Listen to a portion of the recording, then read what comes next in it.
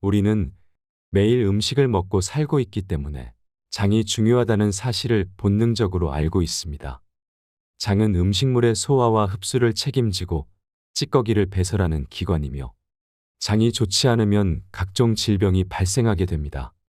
또한 장 건강은 몸 전체의 건강과 직결된다고 해도 과언이 아닙니다. 먼저 이 도서를 주목하시길 바랍니다. 저자 김나영 박사. 펴낸 곳 국일미디어. 깨끗한 장이 병을 치유한다. 제2의 뇌, 장혁명. 간단한 저자 소개. 저자 김나영 박사는 서울대학교 의과대학 졸업 후 서울대학교 의과대학 석사, 박사를 취득했다. 분당서울대학교병원 소아기내과 의사, 분당서울대학교병원 성차의학연구소 소장이며 국제학회인 2018 아시아태평양 소화기학술대회에서 한국인 최초로 마샬 워런 연구상을 받았으며 2019년도에는 서울대학교 학술연구교육상을, 2015년, 2022년에는 서울시 의사회 의학상을 수상했다. 30년 남짓 헬리코박터 파일로리균과 소화기계 질환 및 질환의 남녀 차이에 대한 성차의학을 연구해 왔으며 현재 분당 서울대학교 의과대학 교수로 재직 중이다. 이제부터 제2의 뇌, 장 건강에 대해서 이야기하는 시간을 가져보겠습니다.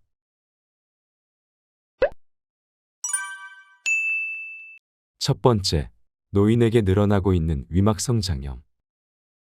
심한 감기나 독감 등 급성 질환에 걸릴 경우 대개 병원에서는 항생제를 처방해 준다. 그런데 이러한 항생제를 길게 사용한 후에 기존의 질환은 좋아졌는데 갑자기 열이 동반되는 설사의 복부 통증이 일어나는 경우가 있다. 설사의 냄새가 심하고 혈변 증상까지 보이면 깜짝 놀라게 된다. 게다가 복부 팽만감, 오심, 구토까지 일어나므로 병원으로 달려가게 되는 것이 일반적이다. 이 경우 병원에서는 그림에 나온 거와 같이 위막성 장염이라는 진단을 내릴 때가 자주 있다. 위막성 장염은 명칭에서 나타나듯 장에 위막이 생기면서 발생하는 질환이다. 위막이란 실제 막과는 달리 염증성 물질들이 굳어지면서 생기는 막이기에 붙여진 이름이다.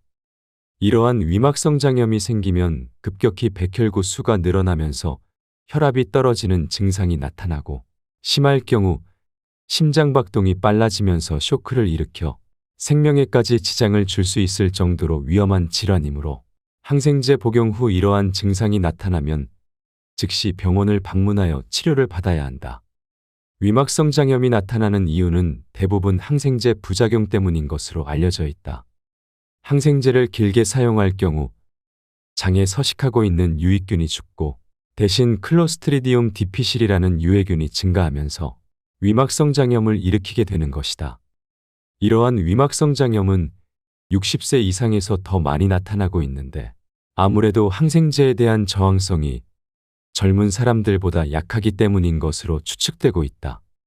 또한 노령화가 되면서 장내세균의 다양성이 떨어져 항생제에 의해 유익균층이 쉽게 무너지기 때문이다. 그 외에 영양 섭취가 부족하거나 비만이 있는 경우에도 정상인에 비하여 위막성 장염이 더 많이 나타난다. 항생제를 남용하고 있는 경우 특히 주의해야 한다. 위막성 장염은 치료 시기를 놓치면 합병증을 일으킬 수 있고 또 장관에 구멍이 생겨 복막염으로 진행할 수 있으므로 재빠른 치료가 중요한 관건이다. 위막성 장염의 치료는 항생제 때문에 생긴 것이므로 항생제 투약을 중단하고 대신 유해균 살균 작용에 효과가 뛰어난 메트로니다졸을 구강으로 14일 정도 복용하고 반응이 확실하지 않으면 반코마이신이라는 항생제를 10일간 복용하는 것으로 이루어진다. 이러한 치료가 이루어질 경우 대개 1에서 2주 만에 치료될 수 있으나 최악의 상황도 생길 수 있으므로 조심해야 한다. 필자의 환자 중 80세 파킨소니즘을 앓는 남자분이 있었다. 10년 이상 병상에 누워 계신 분인데 한 달 전부터 설사가 심하게 발생하였고 입원 직전 혈변까지 나타나서 병원에 입원하였다. 대장경 소견은 항문현에서부터 상방 20cm까지 고름 섞인 점액이 그림 A에 나와 있는 것처럼 직장 점막을 덮고 있는 위막성 장염이었고 그림 B에 나와 있는 거와 같이 조직검사상 농삼출물이 덮고 있는 급성 장염으로 진단되었다. 이분은 보통의 경우와는 달리 발병 전 항생제를 쓰지 않았고 발열 없이 단지 설사와 혈변 증상을 보인 위막성 장염이었다. 오랫동안 누워 있었고 면역이 떨어진 상태의 고령에서 장내 세균의 교란으로 위막성 장염이 발생할 수 있음을 보여주는 증례라 할 수 있겠다. 메트로니다졸을 10일 지속적으로 복용한 후 대변에서 염증을 나타내는 칼프로텍틴이 급속하게 떨어지면서 좋아졌고 그림 C와 같이 10일 후 시행한 추적 대장 내시경도 완전히 정상 소견을 보였다.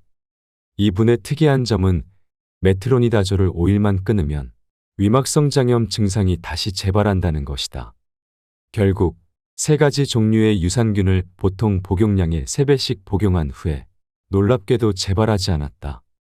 면역 상태가 약한 노인에게 장내세균의 다양성이 감소하면서 곧바로 클로스트리디움 디피실과 같은 유해균의 증식으로 위막성 장염이 진행함을 보여주는 증례다.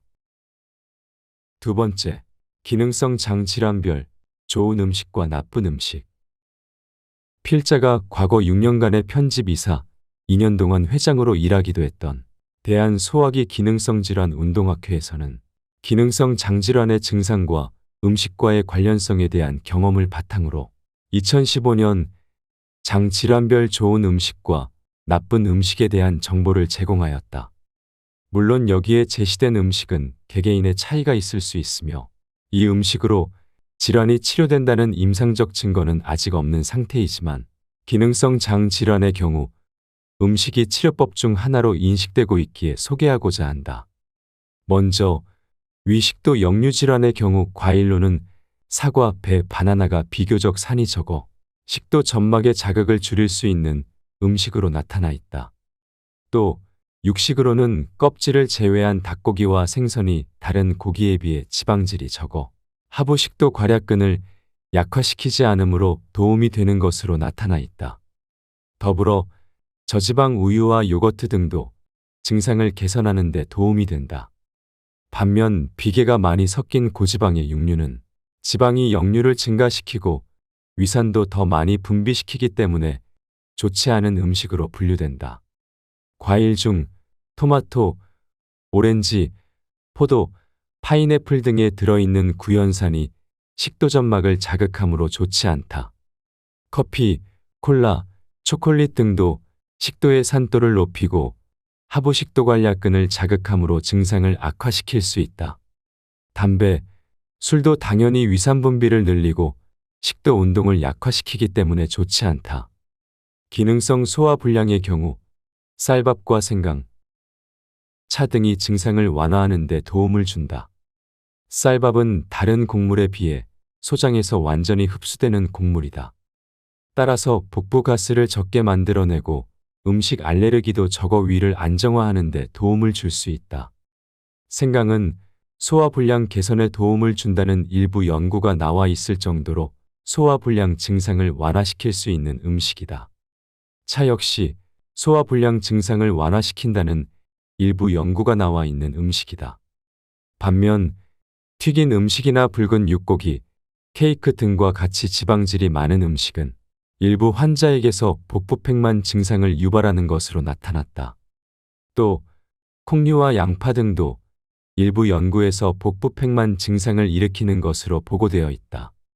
오렌지, 레몬 등 신과일이나 후추 등은 명치쓰림 증상과 연관되어 있으므로 조심해야 한다. 탄산음료 역시 복부팽만을 일으키고 커피와 초콜릿은 명치쓰림 증상과 연관된 것으로 보고되고 있다. 한편 매운 음식의 경우 기능성 소화불량증 환자에게 명치 통증을 일으킬 수 있으므로 피해야 하지만 매운 음식 속에 캡사이신을 소량씩 장기간 먹을 경우 오히려 증상 완화에 도움을 얻을 수도 있다. 과민성장증후군의 경우 쌀, 귀리 등의 곡물이 대장에서 가스를 만들지 않기 때문에 좋은 음식이 될 수 있다.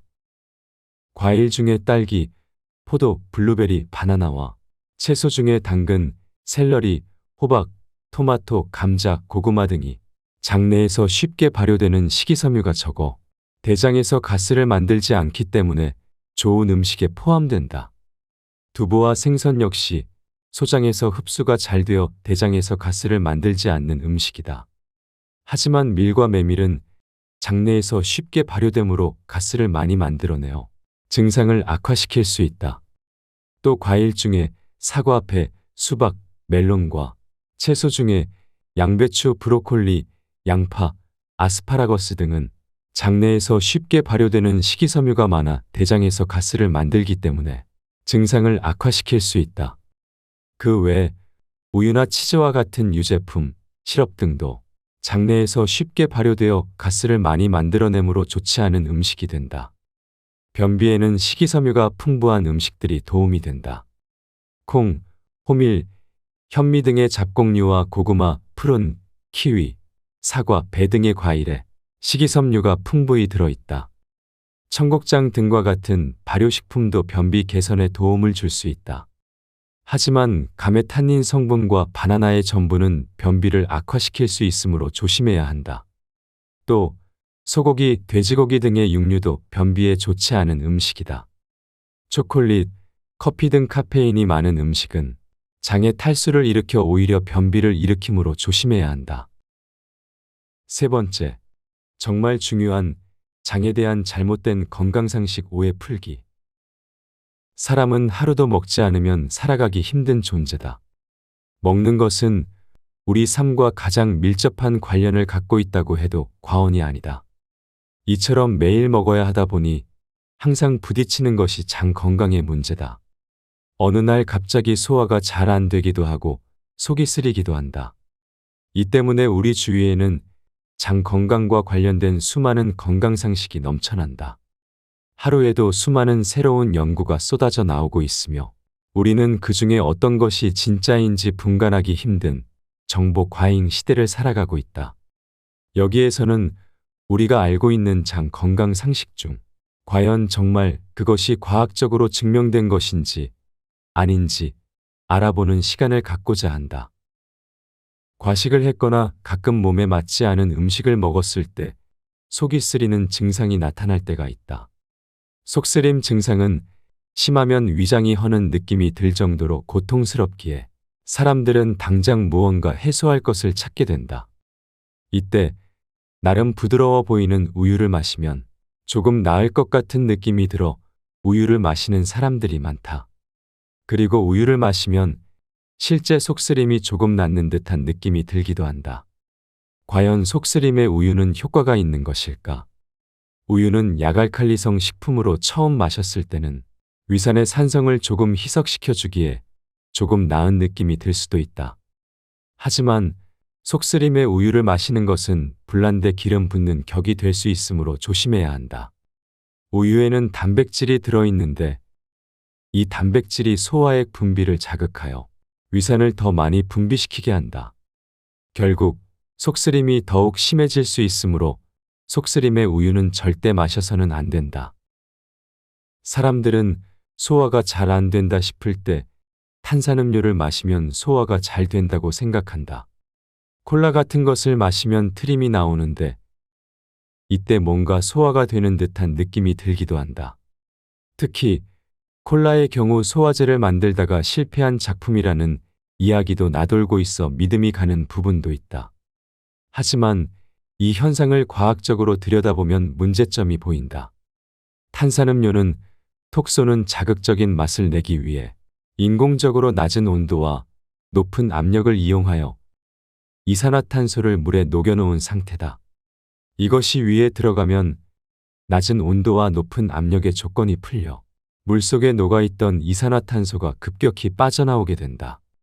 이것이 트림의 정체다. 우리는 탄산음료를 마실 때 위장 속에 차있던 가스가 나오는 것이라 생각하지만 트림의 정체는 이산화탄소일 뿐이다. 물론 이산화탄소가 빠져나올 때 위장 속의 가스 일부가 함께 나올 수도 있겠지만 이것으로 막혔던 위가 뚫리지는 않는다.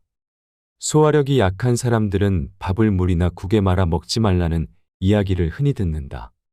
또는 밥 먹은 후에 물을 마시지 말라는 이야기도 상식처럼 되어 있다. 과연 이 말은 맞는 것일까? 이 상식은 매우 과학적인 바탕 위에 이루어져 있다. 우리가 먹은 밥은 위장에서 위산과 소화효소에 의해 분해작용을 거치게 된다. 그런데 물이 많이 들어오면 위산과 소화효소의 농도가 묽어져 소화에 방해를 받을 수 있다. 또 위산의 일부가 물과 함께 그대로 소장까지 내려가 소장의 산도에 나쁜 영향을 끼칠 수도 있다. 무엇보다 밥을 국에 말아 먹으면 잘 씹지 않고 넘기게 되므로 소화에 지장을 주게 된다. 이처럼 밥을 국에 말아 먹는 것이 소화에 나쁘다는 이야기는 과학적 논리의 바탕 위에 세워진 이론이다. 하지만 밥을 말아 먹는 습관을 가졌음에도 평생 건강한 장을 유지하며 사는 사람도 많다. 아마도 이런 사람들은 위장에 물이 많이 들어와도 충분히 소화시킬 수 있는 장 건강 상태를 가지고 있기 때문일 것이다. 따라서 이 상식은 소화력이 약한 사람들이 새겨들어야 할 이론 정도로 여기면 괜찮을 듯 싶다. 네 번째, 건강한 장을 만드는 올바른 식사법. 사실 음식과 관련된 많은 연구가 이루어졌지만 이걸 모든 사람들에게 적용할 수 있는가 하는 또 다른 문제에 부딪히게 된다. 왜냐하면 사람마다 체질이 다르고 환경이 다르기 때문이다.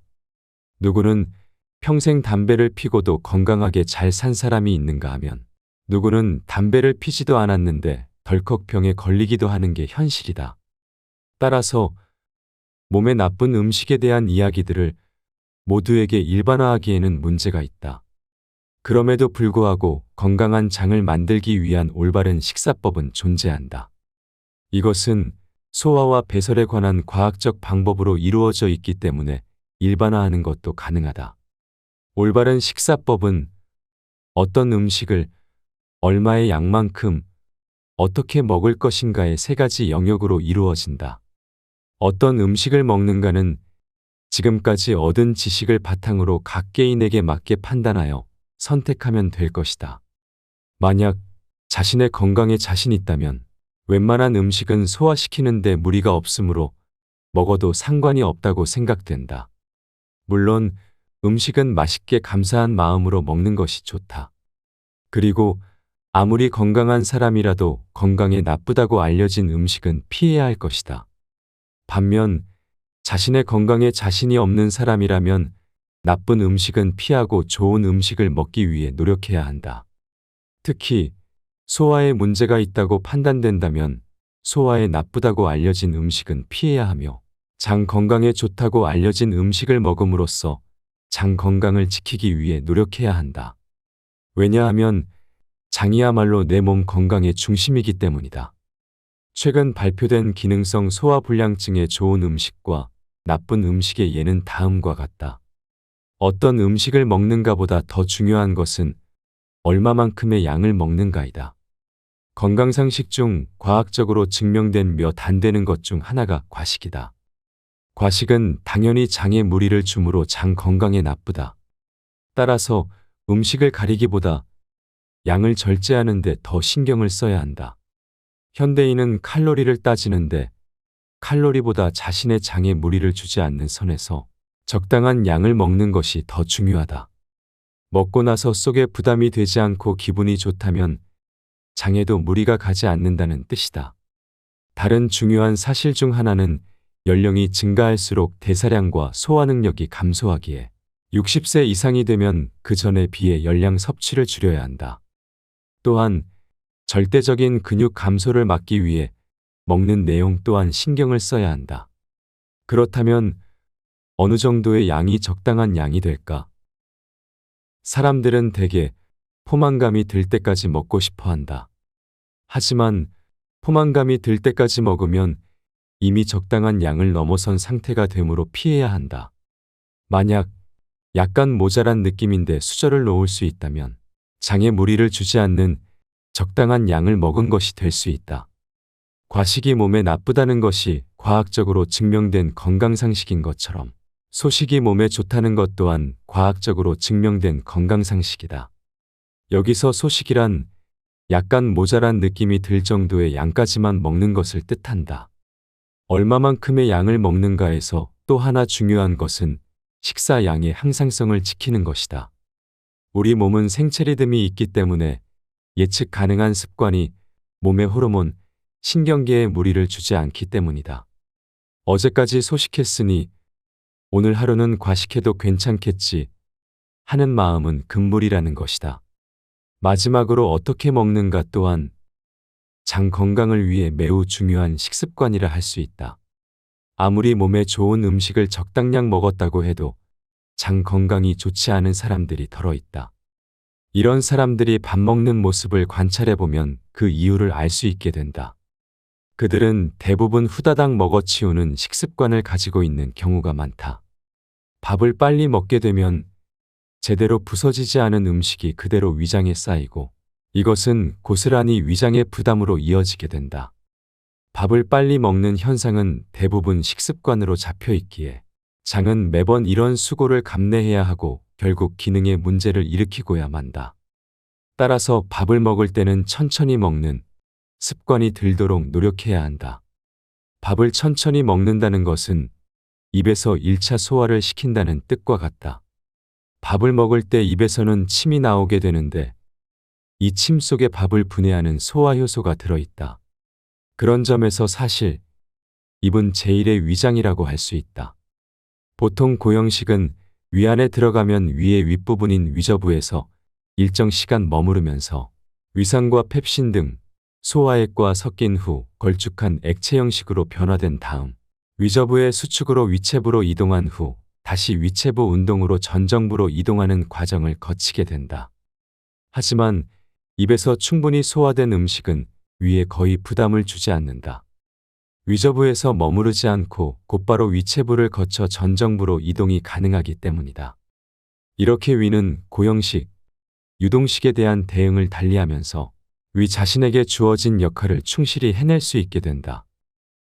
이것은 소장, 대장은 물론 항문으로까지 이어져 소화기관 전체의 건강을 유지하는 비결이 되기도 한다. 대체로 음식을 천천히 꼭꼭 씹어먹는 습관을 가진 사람은 장도 건강한 것을 알 수 있는데 그것은 바로 우리 소화기관에 무리를 주지 않고 장 친화적인 행보를 하기 때문이라 할 수 있다. 어떻게 먹는가에서 또 하나 중요한 것은 규칙적으로 먹는 것이다. 여기서 규칙적으로 먹는다는 뜻은 새끼를 먹는 시간이 일정하다는 의미다. 아무리 천천히 먹는 좋은 습관이 있다 하더라도 밥 먹는 시간이 불규칙하면 우리의 장은 당황하게 된다. 왜냐하면 장은 규칙적 생체 리듬에 의해 움직이게 되는데 갑자기 음식물이 들어오면 우리 몸, 특히 장은 어떻게든 이를 소화시키기 위하여 오작동을 일으킬 수 있기 때문이다. 게다가 간식을 먹는답시고 시도 때도 없이 음식물이 들어오면 장은 부담을 느끼게 된다. 결국 나오지 말아야 할 때 위액이 나오는 등의 부작용이 일어나 장 건강에 문제가 생기기도 한다. 따라서 식사는 천천히 규칙적으로 하는 것이 장 건강에 매우 중요하다. 5번째, 뇌와 장은 서로 영향을 미치는 뇌장상관 관계다. 이미 19세기 말부터 재창되었다고 알려진 뇌장상관이란 뇌와 장이 서로 밀접한 관계를 가지고 있음을 뜻하는 용어다. 실제로 뇌와 장은 자율신경계, 내분비계, 면역계 등 3가지 경로를 통하여 서로 영향을 미치며 정보를 전달하고 쌍방향으로 작용하는 일을 진행한다. 예를 들어 뇌장상관 관계에서 스트레스에는 자율신경이 크게 관련되어 있다. 스트레스를 받아 교감신경 우위가 되면 장은 소화기능이 저하되어 소화불량 등을 일으키게 된다. 반대로 마음이 안정되어 부교감신경 우위가 되면 장은 더욱 활발하게 움직이면서 소화가 원활히 이루어진다. 이것은 누구나 해본 경험일 것이다. 이 과정을 자세히 살펴보면 뇌와 장의 상관관계를 더 잘 이해할 수 있다. 처음에 스트레스를 받아 교감신경을 활성화시킨 것은 분명 뇌다. 그런데 내 의지가 지시하지 않았는데도 불구하고 장의 신경은 이것을 알아차려 장의 소화기능을 저하시키는 것으로 반응했다. 장은 왜 이런 선택을 한 것일까? 인간은 스트레스를 받을 때 극도의 에너지를 사용하게 된다. 이 때문에 스트레스를 많이 받은 사람은 체중이 빠지기도 하는 것이다.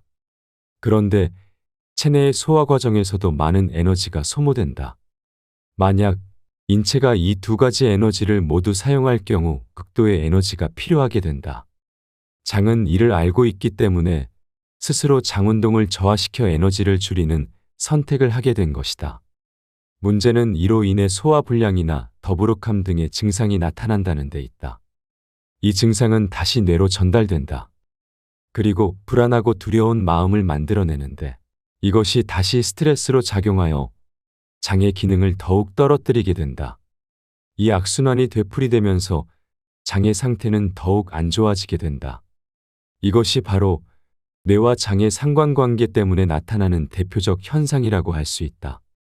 과민성장 증후군이나 만성장 질환의 대부분이 이런 뇌와 장의 메커니즘에 의해 악화될 수 있다. 만약 뇌와 장의 상관관계를 이해한다면 이 악순환의 고리에서 벗어나는 방법을 알 수 있다. 전 서울대학교 의과대학 유태우 교수는 인간의 뇌에 이런 질병에 대해 부정적으로 반응하여 악순환을 일으키는 고리가 있다고 주장한다. 이 고리를 긍정적 생각으로 끊어내면 악순환에서 탈출할 수 있다는 것이다. 마찬가지로 장 질환의 증상에 대해서도 불안이나 두려움 등의 부정적 생각으로 반응하여 악순환을 일으킬 것이 아니라 좋아질 수 있다는 긍정적 생각으로 반응하면 뇌의 생각이 장에 전달되어 장신경도 좋은 쪽으로 반응하여 악순환의 고리에서 벗어날 수 있다는 것이다. 이처럼 뇌와 장은 서로 긴밀한 관계에 있음을 잘 알면 장 건강에 도움을 얻을 수 있다. 하지만 이런 분석적 생각은 교감신경 항진으로 나타나는 소화불량 증상을 느끼는 사람에게는 그 영향을 끼치기 어려운 것이 사실이다. 왜냐하면 이런 분석적 사고를 하고 대비하는 사람은 교감신경의 과잉 자극 상태에 이르지도 않을 것이기 때문이다. 장 건강 자는 시간 0에서 3개월 생화 14에서 17시간 4에서 11개월 영아 12에서 15시간 1에서 2세 유아 11에서 14시간 3에서 5세 미취학 아동 10에서 13시간 6에서 13세 취학 연령 아동 9에서 11시간 14에서 17세 10대 8에서 10시간 18에서 64세 성인 7에서 9시간 65세 이상 고령자 7에서 8시간 자야 한다.